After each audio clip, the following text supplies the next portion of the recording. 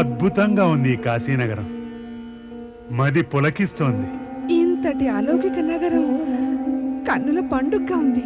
మనసులో ఎటువంటి ప్రేరణ కలుగుతోందంటే శివారాధన చెయ్యాలనిపిస్తోంది. నా అంతరాత్మ కూడా అదే కోరుతోంది. ఓం నమః శివాయ. ఓం నమః శివాయ. ఓం నమః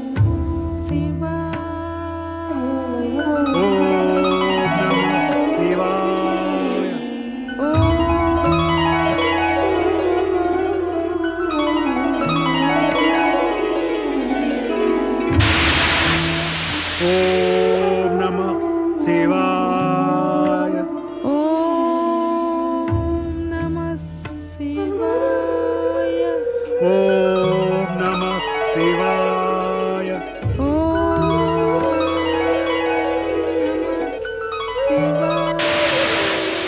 ఓం నమః శివాయ. ఓం నమః శివాయ.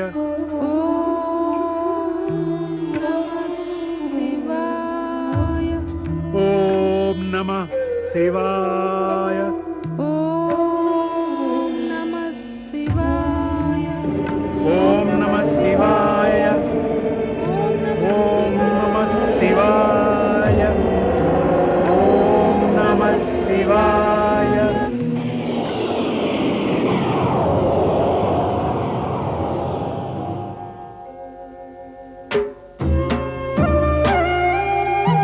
ఓం నమః శివాయ. ఓం నమః శివాయ. మన ప్రతిరూపాలు వెలుగుతాయి శక్తి. మనసులు కూడా పులకించాయి. ఇద్దరు తపస్సులో లీనమై ఉన్నారు. ఓం నమః శివాయ. తపస్సు పూర్తయింది. తపస్సుకు ప్రతిఫలం వీరు పొందాలి. అవశ్యం. వెళదామా భూమి మీదకు? పదండి. ఓం నమః శివాయ.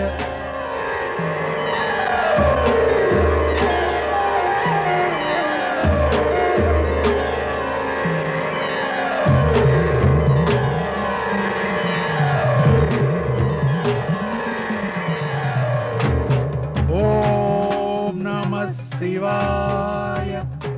కళ్ళు తెరవండి. మా నుంచి జనించిన పురుషుడా ప్రకృతి. కళ్ళు తెరవండి. మా వైపు చూడండి. మా వైపు చూడండి.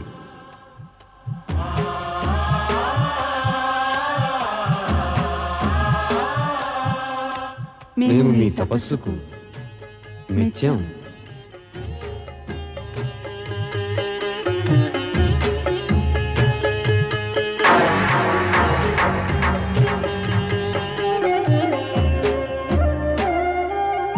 మీరు ఏ తల్లిదండ్రుల దర్శనానికై తప్పించారో వారు మేమే.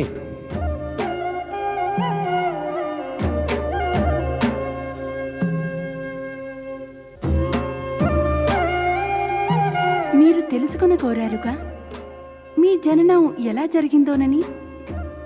మీకు మా వల్లనే మీ జన్మ సంప్రాప్తించడం జరిగింది. నేను మీ తండ్రిని. నేను మీ మాతను. తమరి పేరేమిటి? నా పేరు శివుడు. తమరి పేరేమిటి? నా పేరు శక్తి. మీరు ఇరువురు కూడా మా ఆజ్ఞను పాటిస్తూ ఆదర్శ నరనారీ రూపాలను ధరించారు. మేం మీ ఇద్దరి పట్ల ప్రసన్నులం.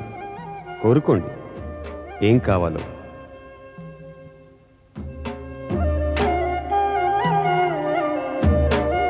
మీ మదిలోని కోరిక తెలపండి, దాన్ని నెరవేరుస్తాం. మేమేం చెప్పగలం? మాకేం కావాలో? మా మనోవాంఛ ఏమిటో మాకే తెలీదు. మేం మీ నుంచే జనించాం. మీరే చెప్పండి. మేమేం కోరుకోవాలి? ఆ, మీరు చెప్తేనే బాగుంటుంది. మేమేం కోరాలో. ప్రభు, మన నుంచి జనించిన ఈ జగతిలోని తొలి స్త్రీ పురుషుల తపస్సును అమరం చేయడానికి తమరు శాశ్వతంగా కాశీ విశ్వనాథుని జ్యోతిర్లింగ రూపంలో ప్రతిష్ఠితులవ్వండి. తమరి జ్యోతిర్లింగాన్ని ఆరాధించి కాశీకి ముక్తిని కోరి వచ్చిన తమరి భక్తులకు శుభం కలుగుతుంది. తథాస్తు. తథాస్తు.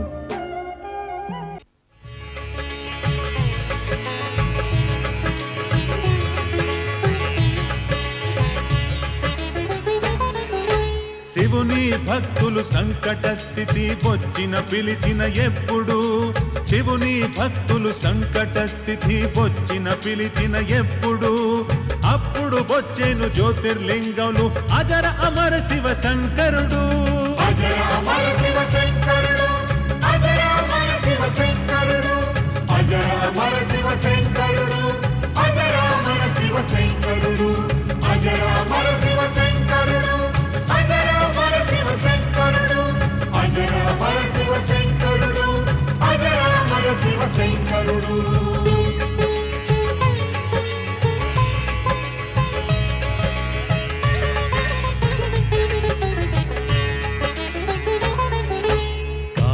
నగర వారణాసిలోంది విశ్వేశ్వర జ్యోతిర్లింగం, ముక్తిధామం ఈ కాశీ శివునికిది ప్రియ నగరం. అవిభుక్తేశ్వర లింగం దీనిని ప్రభు స్వయంగా స్థాపించారు. ఈ లింగం యొక్క శివ భక్తులు పాశుపత యోగంతో పూజించారు. కడే ప్రకృతి పురుషులు శివశక్తిని ఆరాధించారు. భక్తులు వారికి అర్పించి మనోజ్ఞానం సాధించారు. కాశీ విశ్వేశ్వరలింగం మహిమ కనిపించదు ఎక్కడ, వీరిని దర్శించి మనవాళి విముక్తి పొందింది ఇక్కడ.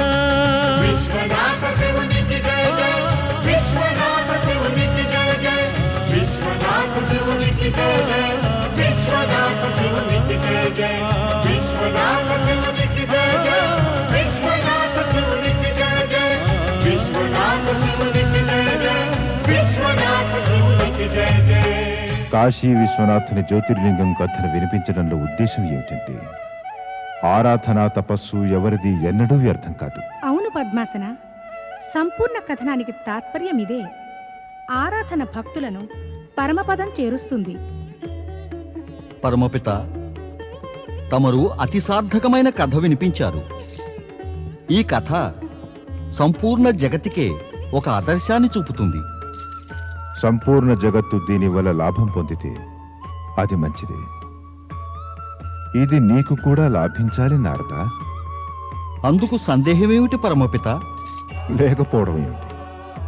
నీకు కథ వినిపించకముందే పార్వతి ఆరాధన ఫలిస్తుందా అని శంకించావు.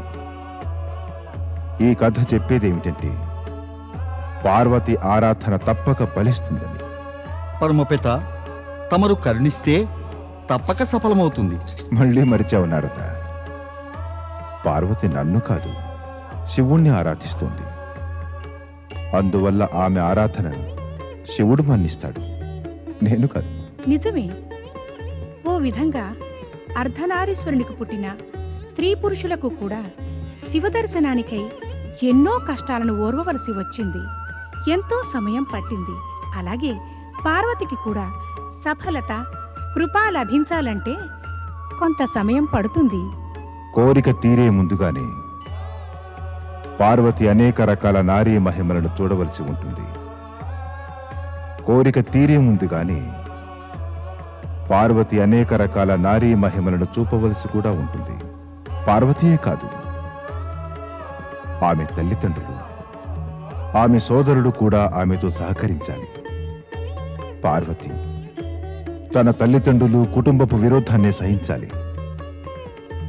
ఆ తర్వాతనే ఆమె కోరికలు నెరవేరుతాయి. దీని తాత్పర్యం, మీరందరూ శివపార్వతుల కలయిక విషయం గురించి ఏ విధంగానూ ఏమాత్రమూ శంకించనవసరం లేదు. శంకలు నిరాశకు దారితీస్తాయి. నిరాశ బాధిస్తుంది. పురుషార్థం బాధాసహితంగా కాదు, బాధారహితంగా నెరవేర్చాలి. నారాయణ నారాయణ, ఆహాహా, అద్భుతం, అత్యుత్తమం. ఇలాంటి బ్రహ్మవాక్యం మునుపెన్నడూ వినలేదు. విన్నారా దేవేంద్ర? పురుషార్థం బాధారహితంగా నెరవేర్చాలి, బాధాసహితంగా కాదు. అవును దేవర్షి, విన్నాను. విన్నంత మాత్రాన చాలదు దేవేంద్ర, దీన్ని అంచనా వేయాలి. ఇంకా ఆ సమయం రాలేదు. అంచనా వేసే సామర్థ్యం అంతం కావడానికి. ఆ సమయం వస్తుందా పరమపిత? అవును నారద, కలియుగంలో అలాగే అవుతుంది. బ్రహ్మవాక్యం వినేవాళ్ళెందరో ఉంటారు, కానీ ఆచరించేవారుంటారు. విని వినిపించేవారెందరో ఉంటారు, ఆచరించేవారే తక్కువ. అంటే అంటే ఏమిటి నారద? కలియుగంలో ప్రతివారు పెద్ద పెద్ద మాటలు మాట్లాడతారు, వింటారు, కాని కార్యాలు తుచ్చమైనవి, నీచమైనవి చేస్తారు. అందుకే చెబుతున్నా దేవేంద్ర, దీన్ని అంచనా వెయ్యి, బాగా ఆలోచించి దీని లాభం పొందు. ఇదే మీ దేవతలందరికీ శుభం కలిగిస్తుంది. నారాయణ నారాయణ, లాభం పొందండి దేవేంద్ర, లాభం పొందండి. పరమపిత బ్రహ్మదేవుల మార్గదర్శనం వల్ల తమరు తప్పక సఫలీకృతులవుతారు. దేవర్షి, ఇప్పుడు నేను ఏం పురుషార్థం చేయాలి? ధైర్యపూర్వకంగా నిరీక్షించటము ఒక పురుషార్థమే దేవేంద్ర. నిరీక్షణే నేను చేస్తున్నది. నిస్పృహతో కాదు, నిస్పృహతో కాదు, ధైర్యంతో. నిస్పృహతో చేసిన నిరీక్షణలో సంకోచం, బాధ, నిరాశ ఉంటాయి. కానీ ధైర్యంతో చేసే నిరీక్షణలో ఆనందం, భవిష్యత్తు గురించిన ఆశలు నిండి ఉంటాయి. విచారం ఏమిటంటే, ఈ విషయాలన్నీ తెలుసు కూడా తారకాసురుడి అత్యాచారాలు నా వివేకాన్ని, బుద్ధిని కూడా దిగలాగుతున్నాయి. నా అభిప్రాయం ఇక మనం వెళ్ళాలి దేవేంద్ర. క్షమించండి బ్రహ్మదేవా, మేము తమను మాటిమాటికి కష్టపెడతాం. నీకు ఆ అధికారం ఉంది దేవేంద్ర. నారాయణ నారాయణ, అయితే కాగల కార్యమేమిటి దేవేంద్ర? ఇలాంటి బ్రహ్మవాక్యం విన్న పిమ్మట ధైర్యపూర్వకంగా నిరీక్షించడం తప్ప ఇంకేం చేస్తాం దేవర్షి? బ్రహ్మదేవులు కాశీ విశ్వనాథుని జ్యోతిర్లింగపు ఇంతటి సార్థకమైన కథ చెప్పారు. దానివల్ల లాభం పొందలేరా? నారదా, దేవేంద్రునికి నా అభిప్రాయం అర్థం కాలేదు. అమ్మా, నేను వివరిస్తాను. అర్ధనారీశ్వరుని నుంచి జన్మించిన స్త్రీ పురుషులకు శివకృప, శివదర్శనము, శివారాధన వల్లనే కలిగాయి. పార్వతి కూడా శివారాధన వల్లనే శివుని పొందగలదు. అందుకనే మనోవాంఛ తీరి సఫలత కావాలంటే శివారాధన అనివార్యమే. శివారాధన చేస్తే శివుడు ప్రసన్నుడై కోరిన ఫలాన్నిస్తాడు. బ్రహ్మదేవా, కేవలం నేనే కాదు, మా దేవతలందరము కలిసి శివారాధన చేస్తాం. అవశ్యం చేస్తాం. కళ్యాణమస్తు.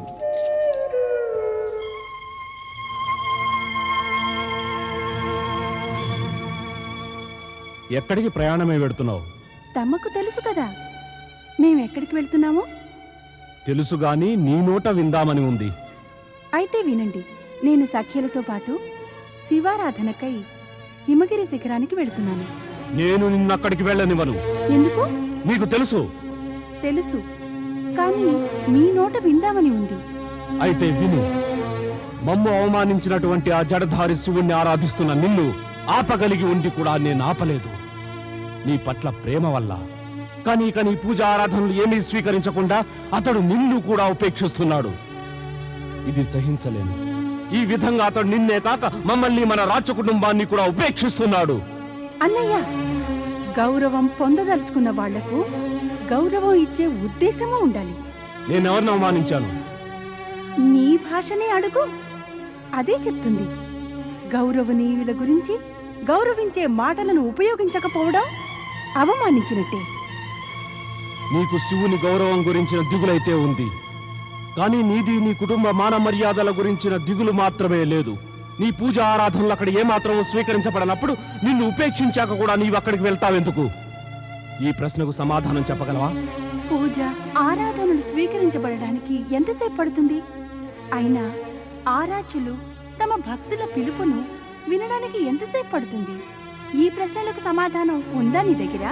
ఓహో, అయితే నీవిప్పుడు తర్క వితర్కాల్లోకి దిగావన్నమాట. కానీ నేను నిన్ను అక్కడికి వెళ్ళనివ్వను. నన్ను జప తపాలు చెయ్యనివ్వకపోవడం వ్యర్థమే అన్నయ్యా. ఏదో తర్క వితర్కాల్లో ఉన్నారే మీరిద్దరూ. పితాశ్రీ, నేను తమను, అమ్మను, అన్నయ్యను చేతులు జోడించి ప్రార్థిస్తున్నాను. నన్ను శివారాధన చెయ్యనివ్వండి. ఇలా కాకపోతే నాకు ఏమాత్రమూ నచ్చదు.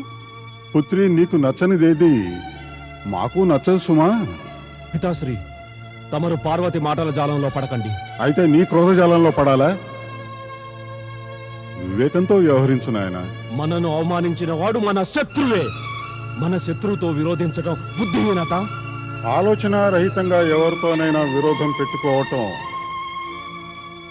బుద్ధిహీనతే అవుతుంది నాయన. ఏమైనా శివుడు మనకి శత్రువు ఎలా అవుతాడు?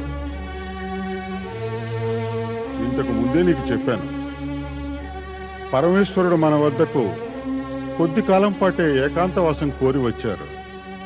కొద్ది కాలమే. పుత్ర, అకారణంగా ఎవరితోనైనా శత్రుత్వం పెంచుకుంటే వారికి లేశమాత్రమైనా హాని జరగదు, కానీ మనకే హాని జరుగుతుంది. ఆ హాని వల్ల మనకి ఏమీ మిగలదు. పుత్రి పార్వతి, నువ్వు నీ సఖ్యలతో వెళ్ళు. ఆ పరమేశ్వరుని ఆరాధించు.